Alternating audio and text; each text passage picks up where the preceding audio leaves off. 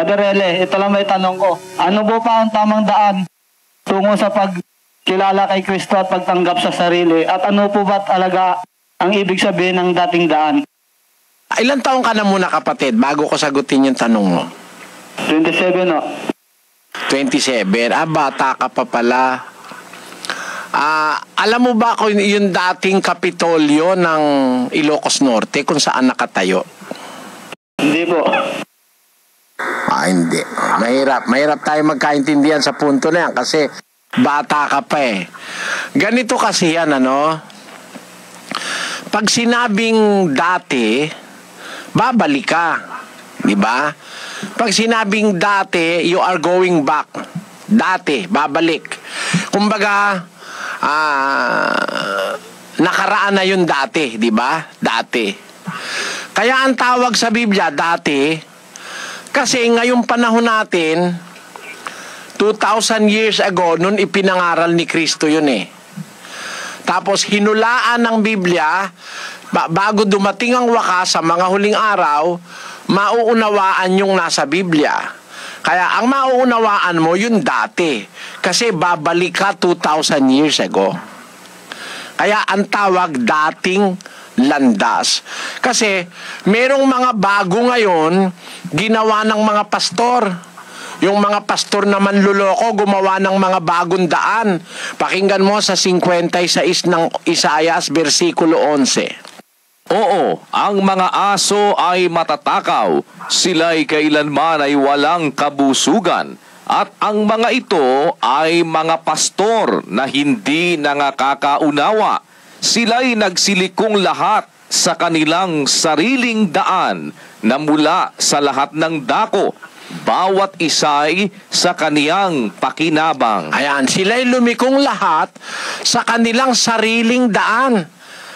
They all look to their own way. Yung mga pastor na hindi nakakaunawa, yung mga manluloko, yung walang kabusugang mga aso, gumawa sila ng sarili nilang daan. Ayan. May kanya-kanya silang daan, ligaw sa Biblia. Hindi tama sa Biblia. Ang dapat nating hanapin yung dating daan. Yun ang turo ng Diyos. Kaya nga dati, those are the former ways. Yun ang mga dating bagay. Basahin natin sa Isaias 43:9. Pakinggan mo ha. Mapisan ang lahat na bansa at magpulong ang mga bayan. Sino sa gitna nila ang makapagpapahayag nito at makapagpapakita sa amin ng mga dating bagay? Dalhin nila ang kanilang mga saksi upang sila'y mapatotohanan o dinggin nila at magsabi, katotohanan nga. Ayon, pinapahanap yung sino ba ikaw magpapakita ng mga dating bagay, the former things. Basahin natin sa Ilocano. Maurnong kumakadagiti amin anas nasyon, kandagiti inilin-ili matipunda kuma. Asino kadakwada ti makabalin amang ipalgak itoy. Ken mangiparang kadagiti immun una aban banag kadatayo. Yegda kuma dagiti saksida tapno mahusti pikarda. Wenno denggenda kuma ken kunaenda iso ti pudno. Yan. Alin ang totoo? Iso ti pudno. Alin yung totoo? What is the truth? Yung dati. Yung dating bagay, the former things. Bakit ba former? Bakit ba dati? Pakinggan nyo sa unang Juan, ganito naman ang sinasabi ni San Juan na apostol ng ating Panginoong Hesukristo. Pakinggan nyo. Mga minamahal, wala akong isinusulat sa inyo na anumang bagong utos, kundi ang dating utos na nasa inyo buhat ng pasimula. Ang dating utos ay ang salita na inyong narinig. Ayon, yun ang dati, yung dating salita, dating utos, dating aral, dating daan. Ang dating daan, ibig sabihin, dating aral ng mga apostol, the former teachings, the former ways, the old path. Yun ang dati, yung itinuro ng mga apostol. Maraming kasi ngayon, nagturo bago na, hindi na sa apostol. Nagturo na Santa Santa Cena, nilagyan ng abuloy, wala naman sa Biblia yon. Nagturo ng binyag, binayaran, wala naman bayad ang binyag sa Biblia. Sabi sa Biblia, ay yung tinanggap na walang bayad, ay ibigay na walang bayad. Sa Ilocano, pagkakasabi niyan, ti inawat diyo nga awan bayad na, ite diyo nga awan bayad na. Sabi ng Panginoon sa mga apostol. Walang bayad sa Biblia yan. Pinabayaran. Bago na yan. Hindi na yan yung dati. Ang dating daan, ang dating aral, ang dating salita, ang dating utos, yon ang dapat nating sundin. At yung dati, nasa Bible yon, kapatid. Yun ang sagot ko sa tanong mo. Salamat po. Naunawaan ko, Brad. Salamat. Si kapatid na David Maneha, Tagalawag City, 54 years old, isang Baptist. Gusto ko lang tanungin, brother, kung ano ang kinain nila Adan at Eva na mabuka ng kahoy. Kung mansanas yun o apple yun na nag-umpisaan ng kasalanan ng tao. At kung halimbawa, yun ang kasalanan natin, yung apple na yun, hindi ako bibili bukas. Kasi kasalanan yun eh. Alam mo po, kapatid, yung apple o mansanas, hindi po yon ang bawal na bunga. Ang katunayan, yung mansanas o yung apple, kinakain niya ng mga Israelite. Maraming instansya sa Biblia na yan ay nakasulat yung salitang mansana o apple sa Ingles. Yan ay kinakain ng mga Israelita na mga anak ng Diyos. Kung yan ang nakakapagkasala kay Eva at kay Adan, dapat hindi kakainin niya ng mga Israelita. Kasi ang Israel may strict rules tungkol sa pagkain. Bawal nga sa kanila kumain ng baboy, bawal kumain sa kanila ng mga hipon, yung mga scavengers, yung walang kaliskis at palikpik, mga tulya, talaba, tahong, bawal yan sa Israel eh. Kaya strict ang laws ng pagkain sa mga Israelites. Kung bawal ang mansanas, sama, hindi kakain ng mga Israelita.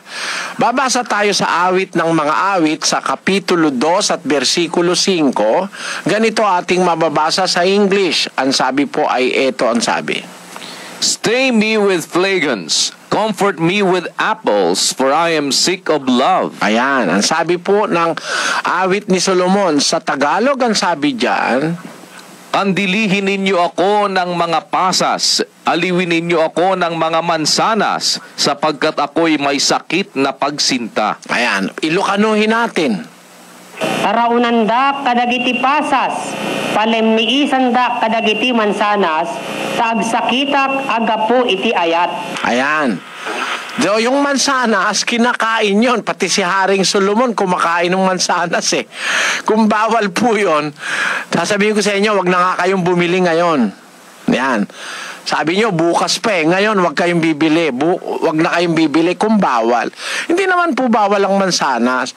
Alam nyo, invento, yun daw kinain ni Eva at ni Adan, mansanas. Bakit kinagat ni Adan ang mansanas ni Eva? Ayun, meron ganong kante. Ewan ko daw. Ganon, something like that. Yun daw mansanas ang kinain ni Eva at ni Adan. Pero hindi po totoo yun. Ang pangalan po noon ay bunga ng pagkakilala ng mabuti at masama. Yun po ang nasa Henesis 2 at 16. At iniutos ng Panginoong Diyos sa lalaki na sinabi, sa lahat ng punong kahoy sa halamanan ay makakakain ka na may kalayaan. Datapwat sa kahoy ng pagkakilala ng mabuti at masama ay huwag kang kakain, sapagkat sa araw na ikaw ay kumain niyaon ay walang pagsalang mamamatay ka. Ito ay kaisa-isang puno sa Eden na ipinagbawal ng Diyos na kainin. Sabi kasi ng Diyos, sa lahat ng mga bunga ng kahoy sa halamanan, makakakain ka na may kalayaan. Tahan natin sa Ilocano 2:16. Ket ni Apo Dios imbilin na idi tao a kinunana. Kadagiti amin akayo iti minuyungan mangang kanto asi waya-waya. Ngem ti aggapo iti kayo ti pannakaammo ti imbag ken ti dakes sa ammunto akanen. Ta iti aldaw apan nangan mo iti dayjay matay kanto adi bumurong. Ayon. So, awal kainin yung bunga ng pagkakilala ng masama't mabuti. The fruit of the tree of the knowledge of good and evil. Ang nagturo na yan ay mansanas, nasa pasyon yan na ang kinain daw mansanas. Brad Roland, kantahin mo nga yung pasyon. Ang kahoy na lahat na narito may mga bunga. Kanin ninyo ang bala na wag lamang iyong isa na pangalay mansana. Ayan. Biro mo, kakainin mo raw lahat ng bunga, iwag lamang yung isa na ang pangalay mansana. Nilagyan ng pangalan ni Padre Mariano Pilapil. Wala po sa Biblia yan, nasa pasyon nila, pangalan daw mansanas, pero wala po yan sa Biblia. Ang tawag ng Biblia ron hindi mansana, bunga ng pagkakilala ng masama't mabuti, the fruit of the knowledge of good and evil. Yun po ang tawag doon, pero wala pong pangalang mansanas yun, hindi mansanas yun. Ang katunayan, nang dumating ang bayan ng Diyos na Israel, kinakain po nila yung mansanas, kapatid. Maniniwala ako, brother, na God created you and me, isn't it? Ang question ko ngayon, who created God? Who created God? Alam nyo, kapatid, God is not created. Lalabag sa Biblia yung tanong nyo pagka ang Diyos ay nilalang. Bawal kasi yan kasinungalingan yan. 1:25 of the book of Romans, it says, who changed the truth of God into a lie, and worshiped and served the creature more than the Creator, who is blessed forever. Amen. God in the Bible is called the Creator. And the truth is that we have to serve the Creator. If we serve the creature more than the Creator, that is a lie. Kasinungalingan ang maglingkod tayo sa nilalang kaysa sa lumalang. Sa Ilocano, yung parswa, nagserservida iti parswa, adikit iti namarswa. Sa Biblia, tinatawag po sa Diyos na marswa o creator o lumalang. Pag sinabi nating siya ay nilalang, lalabas, pinapasinungalingan natin ang Biblia. Ang Diyos po ay hindi nilalang. Walang lumalang sa Kanya. Pakinggan nyo sa isang talata ng awit 90, versikulo 2. Bago nalabas ang mga bundok, o bago mo nilikha ang lupa at ang sanglibutan, mula nga ng walang pasimula hanggang sa walang hanggan, ikaw ang Diyos. Paano yon sa Ilocano, kapatid? Idi kasakbayan iti panakapataod dagiti banbantay wenno idi payla pinaltuad mo ti daga ken ti lubong ken manipod pay kitdi idi kinaagnanayon agingga iti kinaagnanayon sika ti Dios. Sa English ang pagkakasabi diyan, before the mountains were brought forth, or ever thou hadst formed the earth and the world, even from everlasting to everlasting, thou art God. Yan po ang sabi ng Biblia. From everlasting to everlasting, thou art God.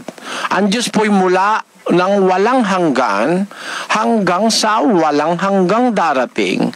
At hindi po siya nilikha ng sino man. Wala hong makakalikha sa Diyos kasi kung ang Diyos ay nilikha, lalabas, mayroon pang mas mataas sa Kanya. hindi po dapat nating isiping may lumikha pa sa Diyos. At saka yung tanong nyo, kapatid, hindi na po dapat itinatanong yon. Bawal ng Diyos yon. Pakinggan nyo. Sa Roma 12:3.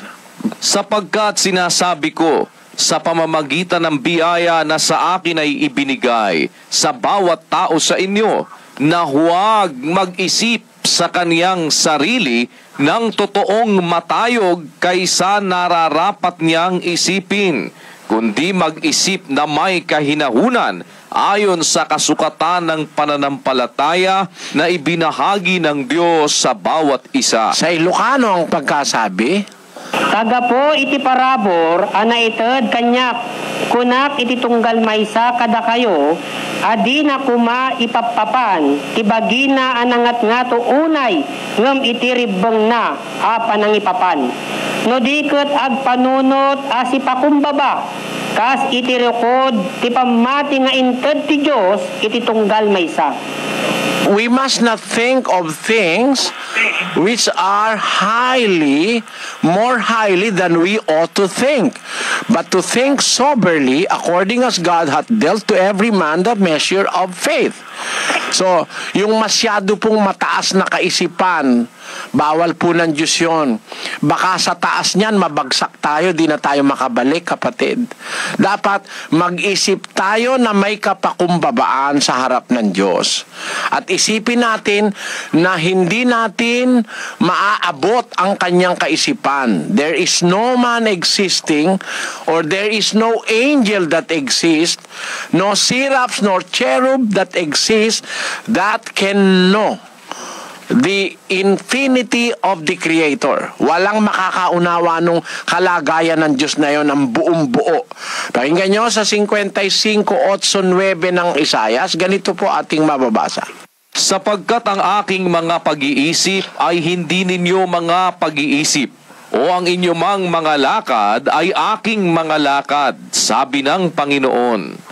Sagkat kung paanong ang mga langit ay lalong mataas kaysa lupa, gayon ang aking mga lakad ay lalong mataas kaysa inyong mga lakad, at ang aking mga pag-iisip kaysa inyong mga pag-iisip. Sa Ilocano sabi, dagiti panpanunot ko, saan nyo apang panunot? Kat dagiti daldalan nyo, saan damet adaldalan ko, kuna ni Apo. Takas dagiti lang langit nangat ngato da, ngem iti daga, kasta dagiti daldalan ko, nangat ngato da, ngem kadagiti daldalan nyo. Ken dagiti panpanunot ko, ngem kadagiti panpanunot yo. ayan, ang lakad nyo, mas mataas ang lakad ko. Ang isip ko, mas mataas sa isip nyo. So, walang makakaabot nun. Gaano kataas? Takas dagiti lang langit nangato da, ngem ti daga. Kasta dagiti daldalan ko nangat ngato da, ngem kadagiti daldalan nyo. Ayan, ang aking isip at ang aking lakad mas mataas kaysa inyo. Ay, hindi natin maiisip yon, kapatid. Huwag ka na pong mag-isip kung sino lumalang sa Diyos.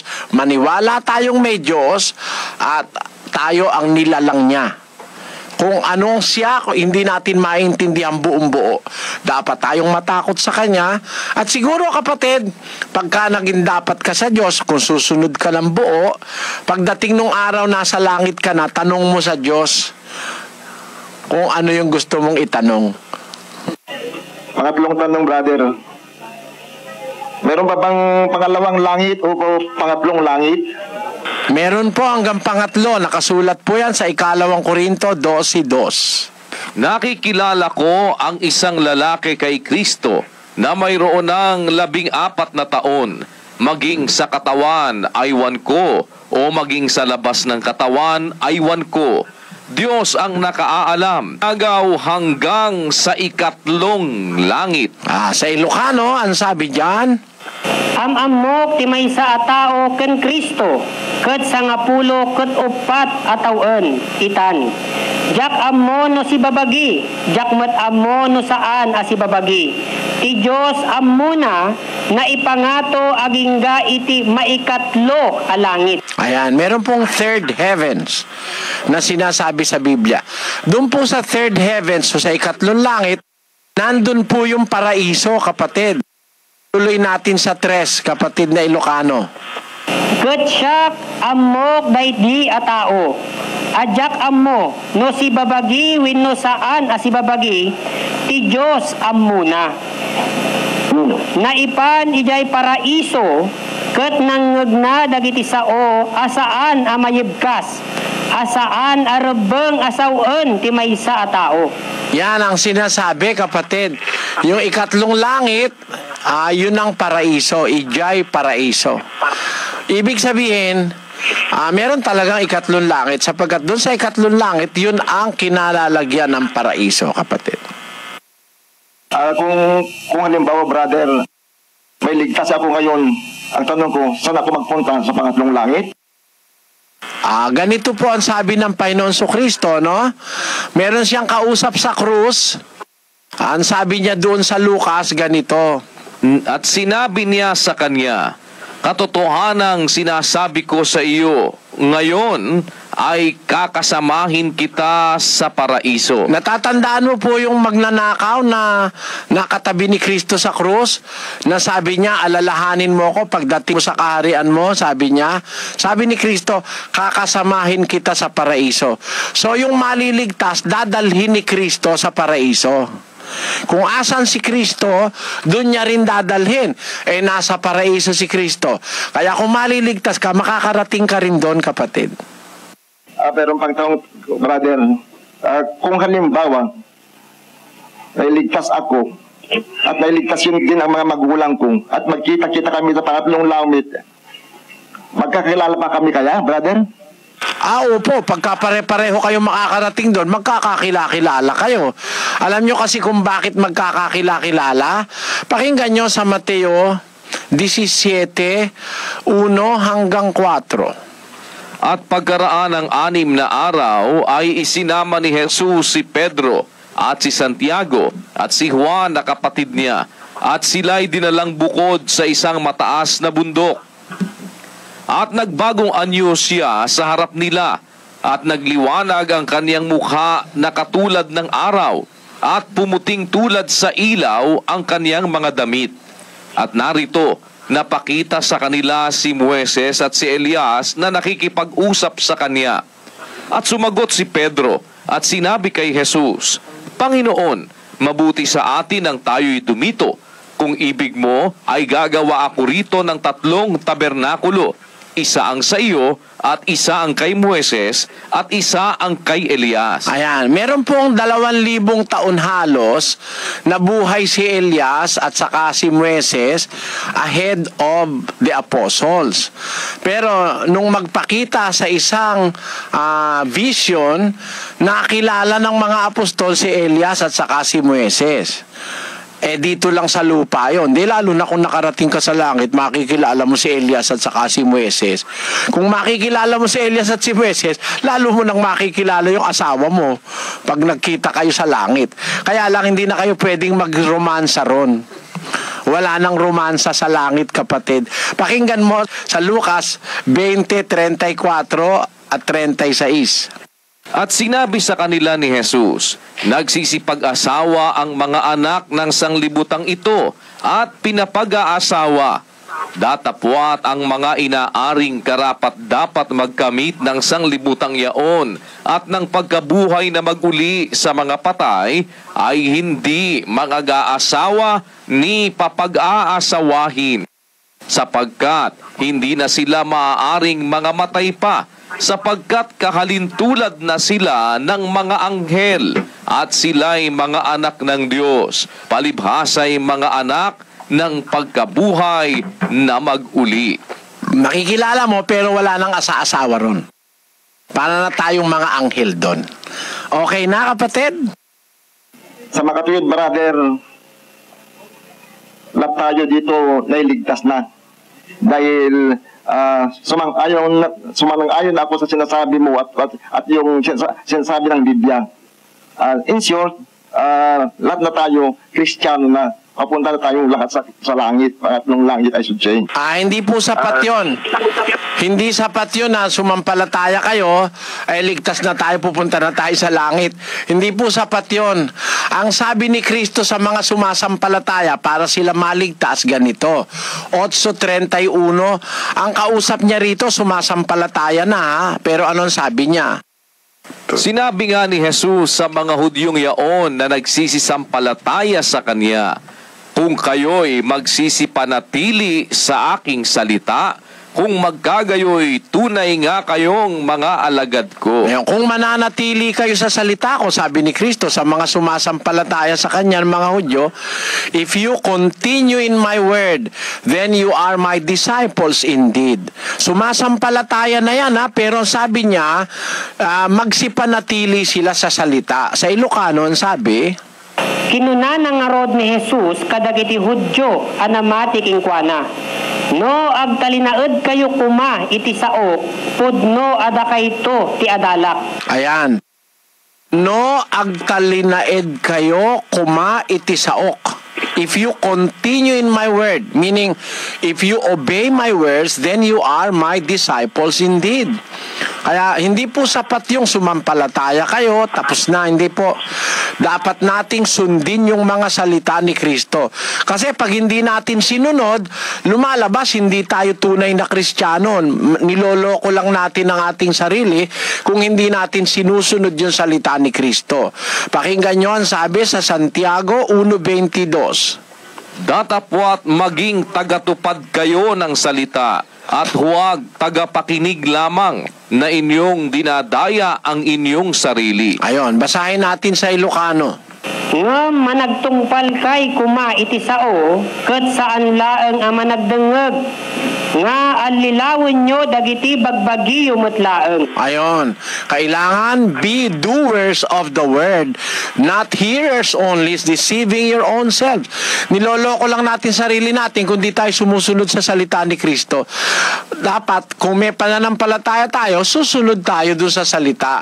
Yun ang sabi ni Pablo, para tayo maligtas, susundin natin yung aral. Hindi ba sasampalataya lang, tapos na, hindi. Sa unang Korinto 15:1 hanggang 2, ganito po nakasulat. Ngayoy ipinatatalastas ko sa inyo mga kapatid, ang ebanghelyo na sa inyo'y aking ipinangaral, na inyo namang tinanggap, na siya naman ninyong pinananatilihan. Sa pamamagitan naman nito'y ligtas kayo, kung matiyagan ninyong iingatan ang salitang ipinangaral ko sa inyo.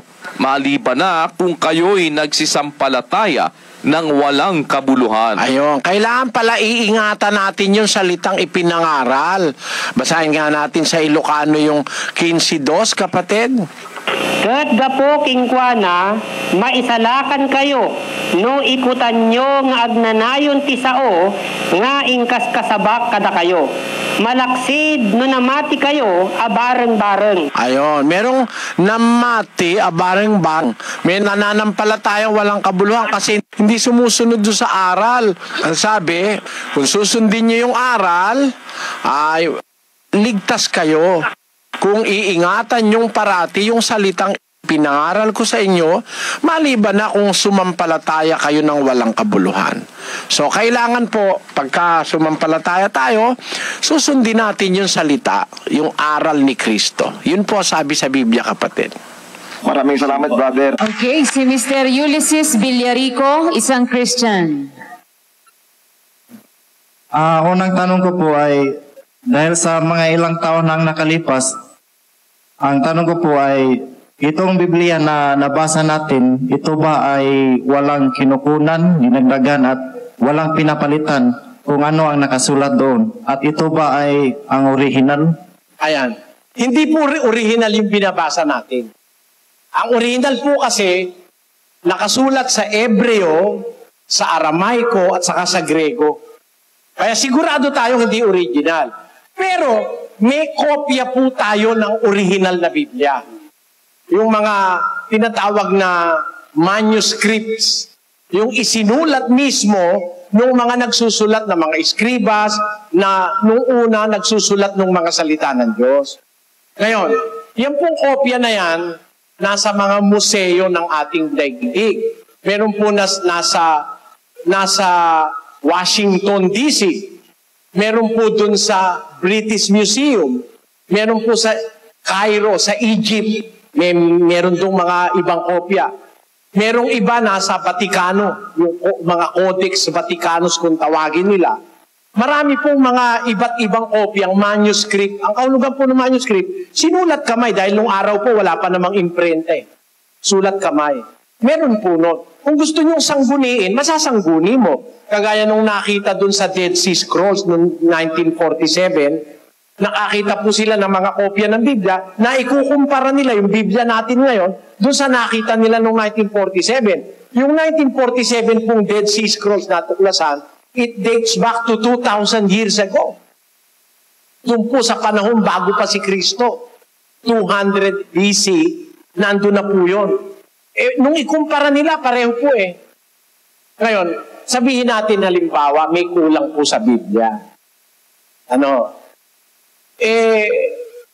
Yun namang nawalang libro, may kopya rin namang nandito na hindi nawala. Babasahin ko po. Sa Josue 10, versikulo 12. Basa. Nang magkagayoy, nagsalita si Josue sa Panginoon ng araw na ibinigay ng Panginoon ang mga Amoreo sa harap ng mga anak ni Israel. At kanyang sinabi sa paningin ng Israel, Araw, tumigil ka sa Gabaon, at ikaw buwan sa libis ng Ahalon. At ang araw ay tumigil, at ang buwan ay huminto, hanggang sa ang bansa ay nakapanghiganti sa kanyang mga kaaway. Hindi ba ito nakasulat sa aklat ni Haser? Yan. Yung pong aklat ni Haser, wala na yun, hindi na makita. Pero hindi naman tayo kulang eh. Yung nakasulat sa aklat ni Haser, sinulat naman sa aklat ni Josue. Nakuha po nyo? Kaya ngayon, kung titignan mo Biblia, walang kulang eh. Halimbawa, gusto mo ng malusog na pamumuhay, a healthy life, nasa Biblia. Ano kakainin mo? Nasa Biblia. Ano iiwasan mo kainin? Nasa Biblia. Gusto mo po ng mabuting maging asawa? Nasa Biblia. Gusto mo ng hanap buhay na mabuti? Nasa Biblia. Gusto mong gumawa ng keso? Nasa Biblia. Wala naman ang kulang eh. Scientific, economic, kung ano-ano pang MIC. Nasa Biblia mo lahat eh. Ewan ko lang, yung nagsasabi, kulang daw ang Biblia. Hindi ko totoong kulang ang Biblia. Kompleto po yan. Kaya sabi ng Diyos, 22:18 ng Apokalipsis, basa, aking sinasaksihan sa bawat taong nakikinig ng mga salita ng hula ng aklat na ito. Kung sino man ay magdagdag sa mga ito, daragdagan din siya ng Diyos ng mga salot na nakasulat sa aklat na ito. Kung ang sino man ay mag-alis ng mga salita ng aklat ng hulang ito, aalisin ng Diyos ang kanyang bahagi sa punong kahoy ng buhay at sa bayang banal na nakasulat sa aklat na ito. Ibig sabihin, kumpleto yan. Bawal dagdagan, bawal bawasan. Kumpleto po. Gusto mo ng mabuting anak, sa Biblia. Mabuting asawa, nasa Biblia. Gusto mo yung bumaling ang sakit sa puso, nasa Biblia. May sakit kang, ang gamot nasa Biblia po eh. Lahat hulang halos kaalaman ng tao sa ikabubuti nasa Biblia po. Kaya kung nagdududa kayo, baka kulang. Di, ang nandyan basahin mo. Mga anak, magsitalima kayo sa inyong mga magulang sa Panginoon, sapagkat ito'y matuwid. Tama yun para sa anak. Igalang mo ang iyong ama at ang iyong ina na siyang unang utos na may pangako upang ikaw ay yumaong mabuti at mabuhay ka ng malaon sa lupa, etc. Wala naman yung kulang eh. Wala pong kulang sa Biblia. May isa pong tanong, Brother. Sige po. Marami tayong relihiyon at saka marami pong pangalan ng ating Panginoon. Gaya ng Jehovah, My Lord, Jose, at kung ano pa. Samantalang nandyan sa Biblia na ang pangalan ng Ama ay hindi pa ho nabuo gaya ng YHBH. At kung tayo naman ay magdasal, ay nasabi natin na, Ama namin, sumasalangit ka, sambahin nawa ang pangalan mo. Ano po talaga ang pangalan niya na tunay at totoo? Sinabi nyo na nga eh. Ama namin, nasa langit ka, sambahin ang pangalan mo. Ito yung Ama. Kasi Yun po mismo ang pangalan niya eh. Yun po ang kanyang kauna-unahang pangalan, Ama. Basahin po natin sa 63:16 ng Isayas. Basa. Sapagkat ikaw ay aming Ama, bagaman hindi kami kinilala ni Abraham, Ikaw? at hindi kami kilala ng Israel. Ikaw, O Panginoon, ay aming Ama, aming manunubos, na mula sa walang pasimula ay siya mong pangalan. Ayun. Kaya nga po, Ama eh. Ang pangalan niya eh. Kaya kung manalangin si Kristo, ang tawag niya Ama. Ama. Hindi niya sinabing Jehovah, Yahweh. Hindi niya sinabi. Wala yun. Wala siya sinabi El Shaddai. Wala yun. Ama ang tawag ng Kristiyano dun sa Ama. Alam nyo mga kababayan, kahit ano pa ilagay nilang pangalan sa Diyos, kahit ano pa ang sabihin, sabi ng saksi ni Jehovah, ang Diyos may personal na pangalan, parang ang tatay mo. Tatay mo, Pedro. Sabi ko doon sa saksi, o sige, tanggapin ko, ang tatay ko, ang pangalan Pedro. Pero pagka ako ang tatawag sa tatay ko, hindi ko ginagamit yung Pedro. Ikaw, tatawagin mo tatay mo. Pangalan niya Pedro, ano tawag mo?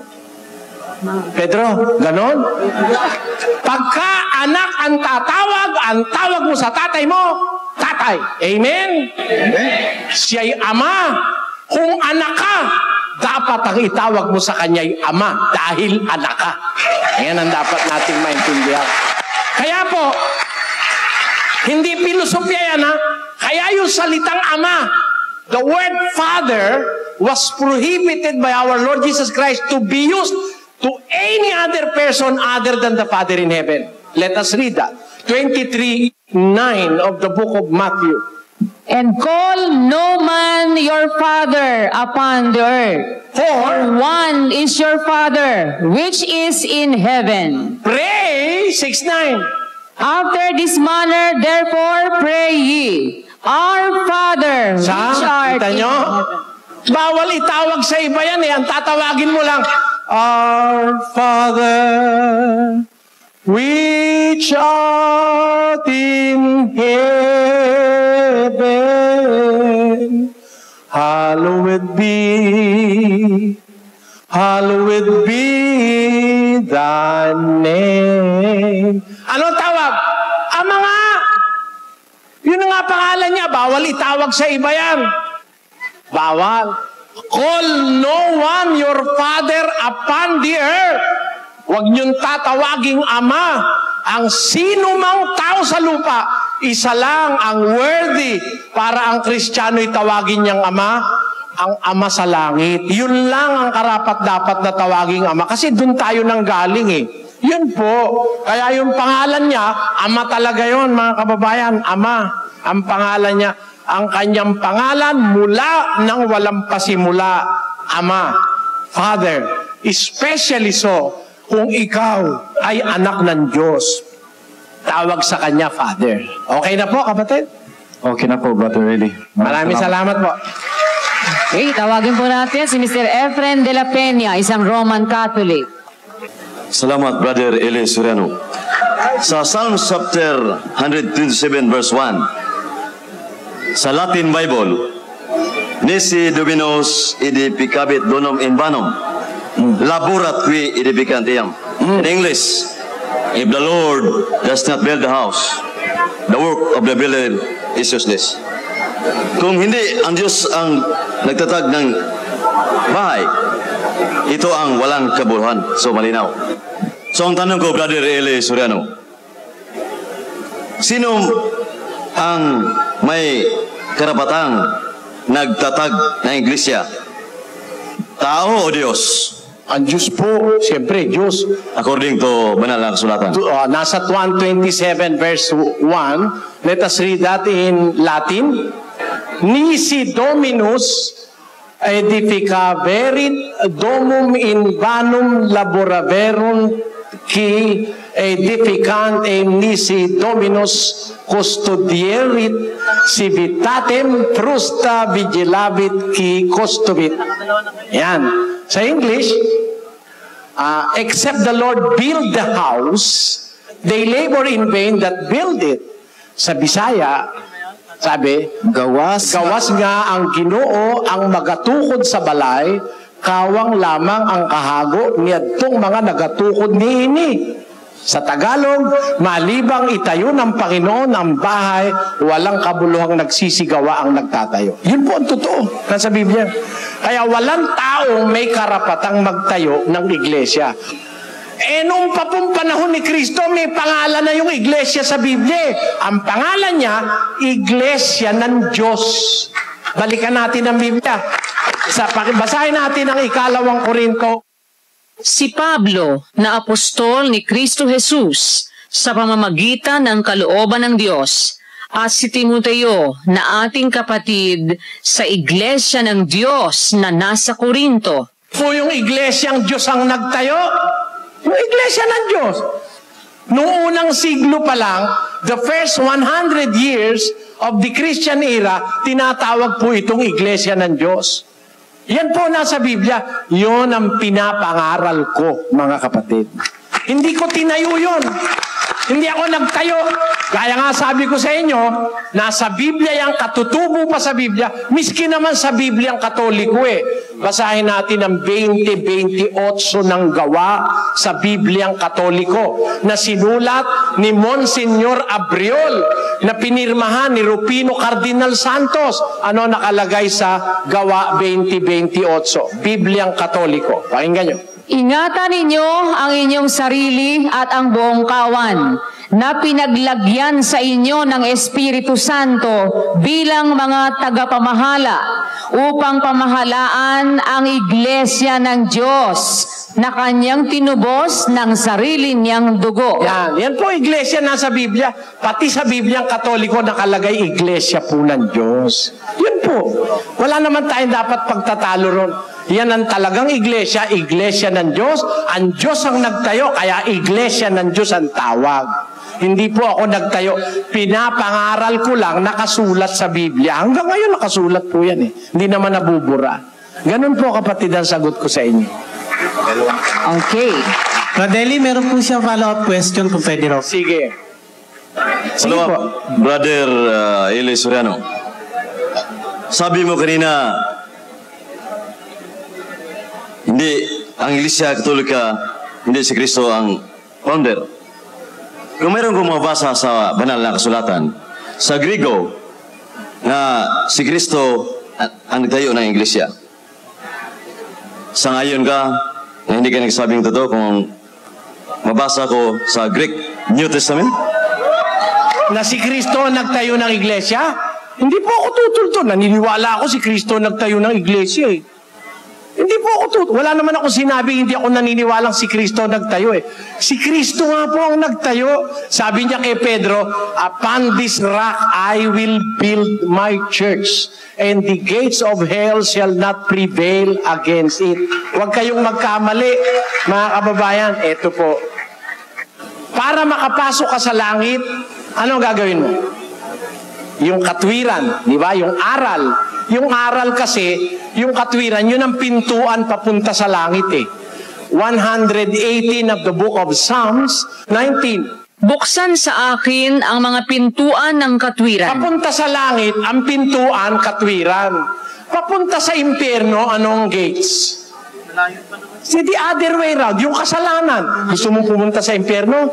Ang papunta sa impyerno, kasalanan. May pangako si Jesus Christ, I will build my church.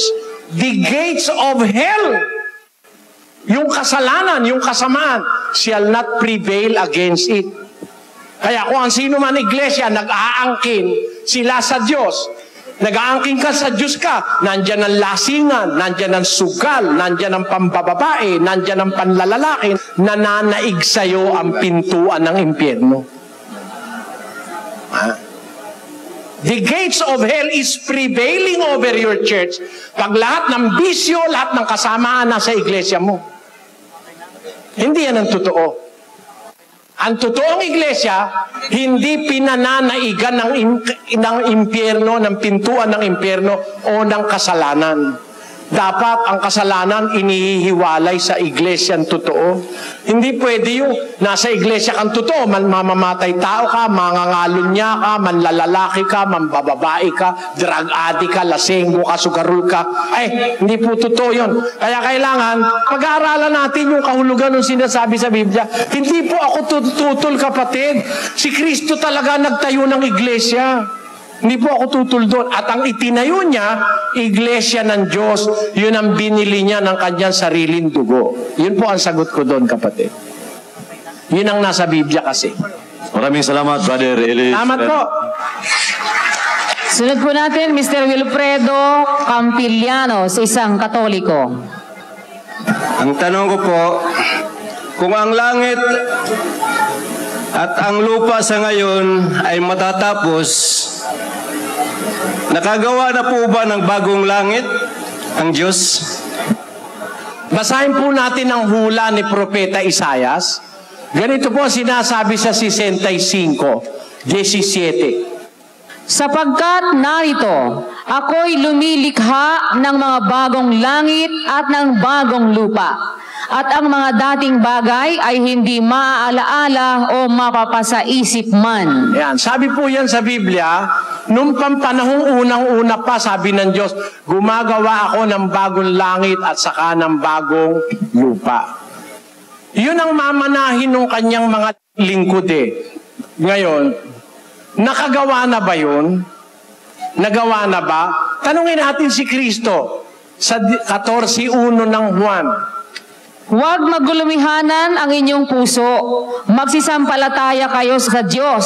Magsisampalataya naman kayo sa akin. Sa bahay ng aking Ama ay maraming tahanan. Kung di gayon ay sinabi ko sana sa inyo, sapagkat ako'y paroroon upang ipaghanda ko kayo ng dakong kalalagyan.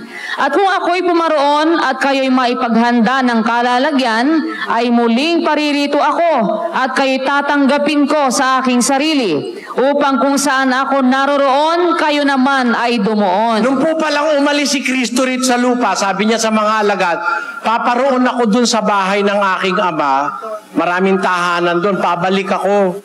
Paghahanda ko kayo ng kalalagyan. Di meron na. Ang inihahanda na lang yung lalagyan natin, yung kalalagyan. Saan ba ako po pwesto? Saan ka ba po pwesto, kapatid? Saan ba tayo ron? Ihanda ni Kristo yun. Pag nakahanda na, babalik siya, sabi niya. So yung pagpunta niya ron, inihahanda na yon. Meron na po. Inihahanda na lang yung kalalagyan, kapatid. Bakit niyo po tinanong, kapatid? Nagugulo lang po ako, Brother Eli. Bakit po? Di kasi kala ko hindi pa nagagawa yung bagong langit eh. Gawa na pala, okay lang. Matagal na po kasing, alam nyo kapatid, matagal na po kasing sinabi yung gagawa siya ng bagong langit at bagong lupa. 1,000 taon bago dumating si Kristo. Kay Isaias pa po sinabi yun eh. Nung dumating ang Panginoon sa Kristo, sabi niya, sa bahay ng aking Ama maraming tahanan. Doon nga niya dadali ng Kristiyano eh. Ipaghahanda ko kayo ng kalalagyan. Yung lalagyan lang natin ang pinahanda. Pero nandun na po yun. Kung may duda po kayo ron, di sabihin nyo.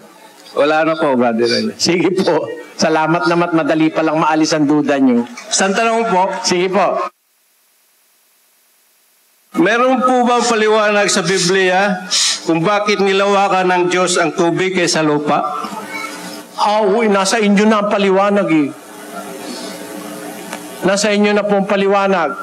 Kung mas malawak ang lupa kaysa sa tubig, mahirap ang mga anak si Mrs.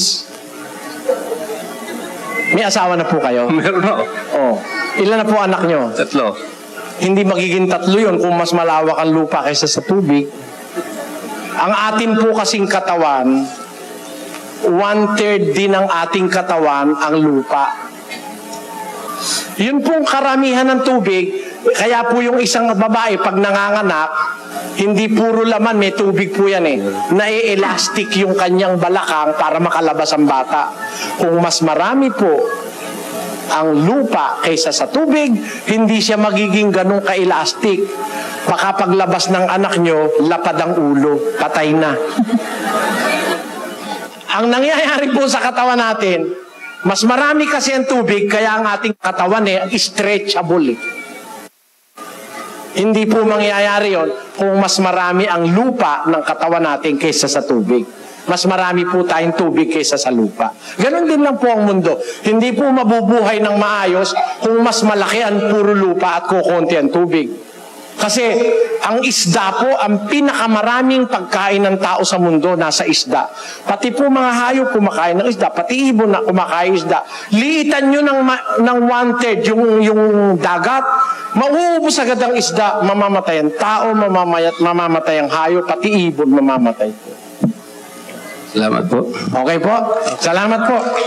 Okay, next, Mr. Xavier Gica, isang Katoliko. Ay, tatanong ko lang po, Brad Eli. Opo. Ganito. Ano po ba ang tunay na pangalan at ipinangaral na ating kaligtasan? Yung sa English po, yung Jesucristo, yung sa Griego, Isos, at sa Hebreo, yung Yahshua. Nandito, yung may teksto ba ko dito, yung Gawa 4:12, Lucas 24:47, Juan 5:13.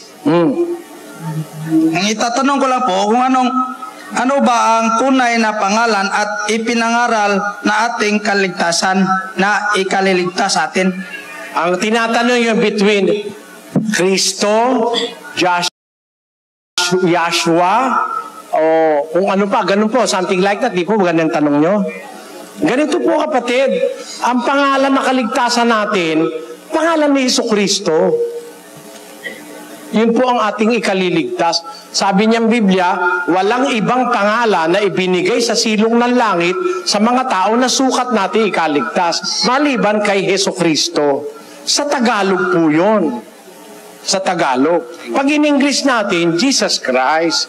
Pag kinastila natin, Jesucristo.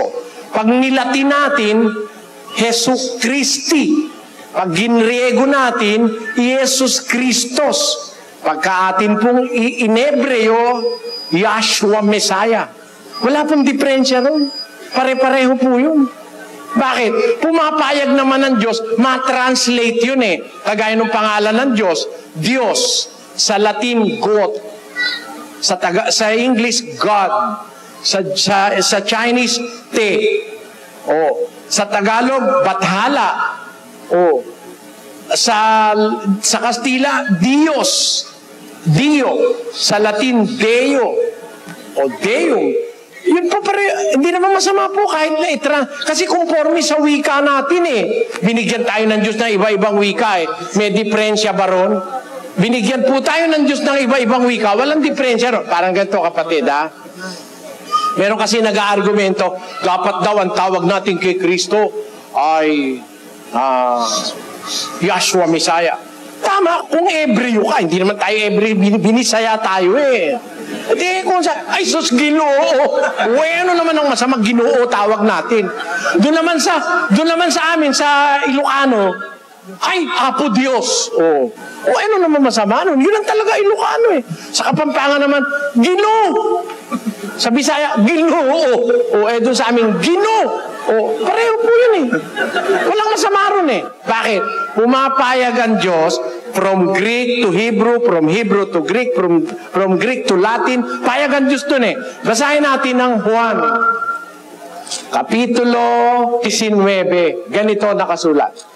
Marami nga sa mga Hudyo ang nakabasa ng pamagat na ito, sapagkat ang dakong pinagpakuan kay Jesus ay malapit sa bayan, at ito'y nasusulat sa Ebreo at sa Latin at sa Griego. Pumayag ang Diyos na maisulat sa Latin, sa Ebreo, sa Griego. Ano ba nakasulat sa Latin? Lagay nga natin sa Latin 19. Scripsit autem et titulum Pilatus et posuit super crucem erat autem scriptum Jesus Nazarenus Rex Judaeum. Yan ang nasa Latin. Jesus Nazarenus Rex Judaeum. Kaya yun, shortcut, kinuha yung abbreviation. Jesus ay Nazarenus and Rex R Judaeum ay. Kaya INRI. Doon po nang galing yun. Isinulat din ni Kayan sa Hebreo. Ilagay mo naman sa Hebreo, ganun din. So, pumayag ang Diyos na ilagay sa Latin, sa Hebreo, at saka sa Grego. Alam namang nakalagay sa Latin, Jesus. Ha? Ay, ilalagay mo naman yung Hebreo, Jesus din. Siyempre, pag Hebreo, Yahshua. Parang ganito. Sa Apokalipsis, basa. Sila'y may pinakahari na anghel ng kalaliman. Ang kanyang pangalan sa wikang Hebreo ay Abaddon at sa Griego ay may pangalan siyang Apollyon. Pagka Griego, ang tawag ko sa kanya Apollyon. Hebreo ka naman. Di, ang tawag mo sa kanya Abaddon. Mag-aaway ba tayo? Pareho lang naman yun. Di ba ganon, kapatid? Yun po ibig ko sabihin. Tawagin mo siyang Kristo, okay yun. Sa English, ang Kristo, ang kahulugan, anointed. Di walang masama. Sa Hebreo naman, Messiah. Sa Greek naman, Christos. Sa Latin, Christi. Pareho yun. Anointed, pinahiran sa Tagalog. Tawagin natin siya, siyang pinahiran sa Tagalog. Okay lang po, wala pong pagkakaiba. After all, kasi ganito, kapatid. Pagka may anak po kayo, ilagay mo sa maraming tao yung anak mo. Pag sumigaw, tatay, alam mo, anak mo yun. Alam mo po yun. Alam mo ang boses ng anak mo. Ano ibig ko sabihin? Kahit po ang ating nationality, kahit ano ang ating wikang ginagamit, pag tumatawag tayo sa Diyos at anak niya tayo, narinig niya, Ginoo! Anak ko yun Alam ng Diyos yun, kapatid. Ganun po yun. Alam po ng Diyos yan, kahit sino tumawag, pag anak niya, alam niya. He knows how to distinguish the voice of His children from others. Yan po. Ano tayo, question? Sige po, kapatid. Kanabang gawa 4:12, ang gisgutan ko ngalan niya, o saraman niya, nag-gisgot naman tagdaghang kay ngalan? Ano yun? Paano yun? Yun daw binabanggit sa gawa 4:12. Isa lang po ang pangalan. Ngayon, napag-usapan na daw maraming pangalan. Hindi, isa lang ang pangalan. Talagang isa lang naman po ang pangalan kapatid Wala naman ako sinabing marami. Kaya lang may iba-ibang translation ng pangalan. Parang ganito. Tingnan nyo mga kapatid. Eto, sa Hebrew, ang pangalan, Elohim. Sa Diyos, yung Ama, tawag sa kanya Elohim. Sa Hebrew, sa Greek, Theos. Pag sinabi ko bang Theos, Greek ako Theos. Mali ba? Ginamit nga ng mga apostol, Theos Pakita natin ang Grego. Theos, of uncertain affinity, a deity, especially the supreme divinity. Yan ang Diyos sa Grego. Theos. Sa Hebrew, ano nakalagay? Lagay mo ang Elohim. Elohim. Gods in the ordinary sense. Kaya ang tawag nila sa Diyos sa Hebreo, Elohim. Ang tawag naman sa Grego, Theos. Pagdating sa Bisaya, sus, Ginoo. Pareho rin naman ang ibig sabihin noon. Isa lang ang pangalan, may iba-ibang translation. Parang ganito. Eto po, Silya. Yan. Sa English, chair. Sa Tagalog, salumpuit. Pansalo sa puwit. Yan. Isa lang ang ibig sabihin noon. Meron lang kanya-kanyang wikang ginagamit ang tao. Eto po. Sabihin nyo, dapat isa lang talaga. Kaya lang, iba-iba ang wika natin. Ang Diyos naman ang nagbigay sa atin ng iba-ibang wika Di ba? Ang wikang Bisaya, bigay ba ng Diyos? Ang Ilonggo, bigay ba ng Diyos? Ang Katunayan, bigay ng Diyos. Ang Tagalog, bigay ng Diyos. Ang Hapon, bigay ng Diyos. Pagdating ng paghukom, sumunod ka sa Diyos, kahit ano pa wika mo, kasali ka ron. Pakinggan nyo sa Apokalipsis. Pagkatapos ng mga bagay na ito ay tumingin ako at narito ang isang lubhang karamihan na di mabilang ng sinuman na mula sa bawat bansa at lahat ng mga angkan at mga bayan at mga wika na nakatayo sa harapan Galing sa iba-ibang bansa, iba-ibang bayan, iba-ibang wika. Pag nakita-kita ba tayo ron? Ginoo. Sabi ko naman, Kapampangan, halimbawa ko, Ginoo. Sabi naman nung tatay ko, dahil yung tatay ko Ilocano Apo Diyos. Di iba-iba ang sabi natin, sasabihin ba ng Diyos, hoy, mali kayo, dapat kayong lahat, ang tawag nyo sa akin, Yahshua Messiah. Hindi ganun ang Diyos. Kahit magbinisaya ka, kahit mag-English ka, kahit mag-Tagalog ka, kahit mag-Hapon ka, maiintindihan ka ng Diyos sa langit. Ganun po yun, kapatid. Wala pong pagtatalo ron. May kanya-kanya tayong wika, di tawagin natin siya sa wika natin. Wala pong diferensya ron, kapatid. Ang katunayan nga ang tawag sa kanya sa Hebreo, Yahshua Pero nung dumating ang panahon ng mga apostol sa Grego, ang tawag sa kanya, Christos. Magkalayo, pero iisa ang kahulugan. The word is anointed, pinahiran, Christos, Yahshua. Ayan, yan po ibig sabihin niya, kapatid. Okay lang po yun. Maraming salamat. Salamat po, kapatid. You're welcome. Ito po ang una kong katanungan. Bakit po ba hindi nyo masabi na ang iyong grupo ay isa pong born again? Dahil po kasi sabi po dito sa John 3:5, you cannot see the kingdom of God unless you will be born again. Hindi naman kasi tawag sa grupo yun Ano po yun? Hindi tawag sa grupo yun. It's a process. Unless a man be born again, he cannot enter the kingdom of God. So you have to be born again. But you do not have to be called born again. The name is Christian. It spells everything about salvation. If you are a Christian, it is understood that you have undergone the process of being born again. Hindi naman kailangan sabihin mo, born again Christian. Parang ganito, malamig na ice cream. Ito naman. Hindi naman kailangan ilagay pa. Eto, para maintindihan nyo ako. Meron ka bang makikita na Christian na hindi na born again? What do you mean by being born again? Pakinggan nyo kung bakit born again. 1:23 ng unang Pedro. Yamang ipinanganak kayong muli, hindi sa binhing nasisira, kundi sa walang kasiraan, sa pamamagitan ng salita ng Diyos na nabubuhay at namamalagi. Paano tayo nabuborn again? Sa pamamagitan ng salita ng Diyos. Dati wala kang malay sa salita ng Diyos. Tapos nagbasa ka ng Biblia o nakinig ka ng Biblia, natanggap mo, mabuborn again ka. Sa pamamagitan ng salita ng Diyos. Yun ang process Makikinig ka. Basahin natin ang 10:14.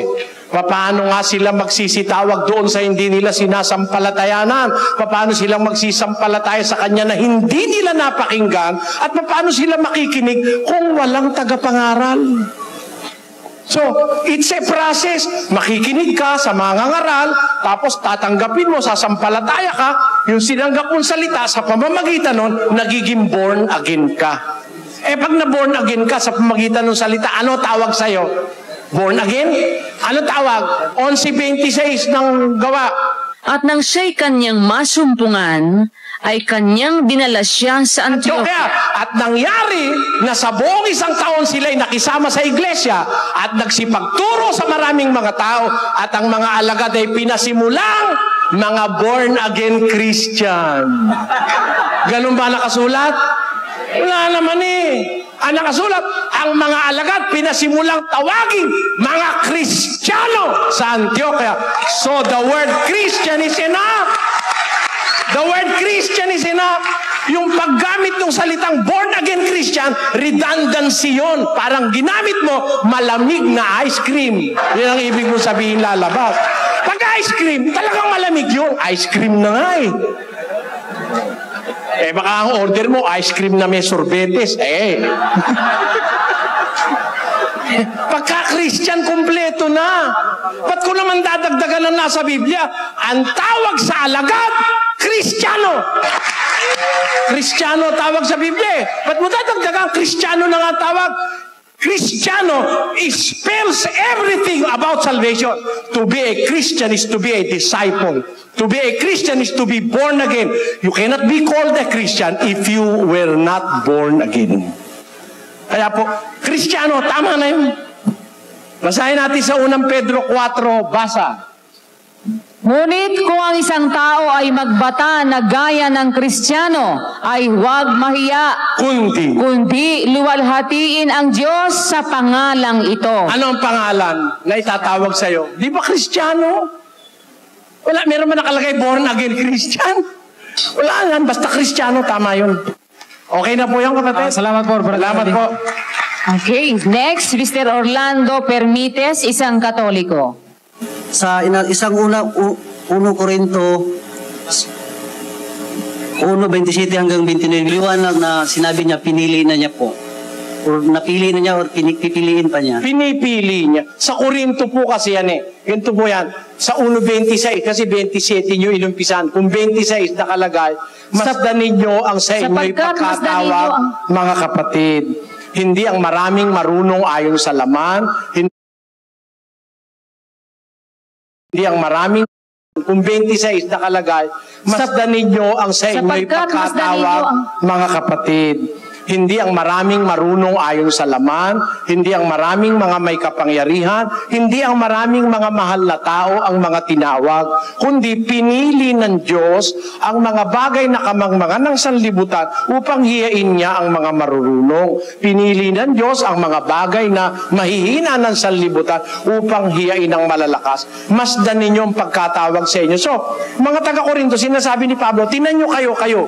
Di ba, mas marami sa inyo mga mahihina, mas marami sa inyo yung mga walang kapangyarihan, ang mas marami sa inyo mga mahihirap, mga walang kwentang tao. Yun ang composition nung first century Christian church. Kung meron mang marunong sa laman, mga engineer, mga doktor, konti lang yun. Ang mas marami, mga poor people. At yun din ang larawan ng church ngayon. Hanggang sa matapos ang mundo, ang karamihan sa kanila, mga pinili ng Diyos, mga hinamak, mga walang kabuluhan, mga bagay na mababa ng sanlibutan, ang mga hinamak, ang pinili ng Diyos, ang mga bagay na walang halaga, upang mawalang halaga ang mga bagay na mahalaga, at upang walang laman na magmapuri sa harap ng Diyos. Yun ang sabi ni Pablo. Pero pag ang iglesia mo, nandyan lahat ang may kapangyarihan, delikado yan. Hindi yan ang iglesia ang pinili ng Diyos. Yun ang ibig sabihin nun. Okay ka na po? Salamat po, salamat. Salamat po.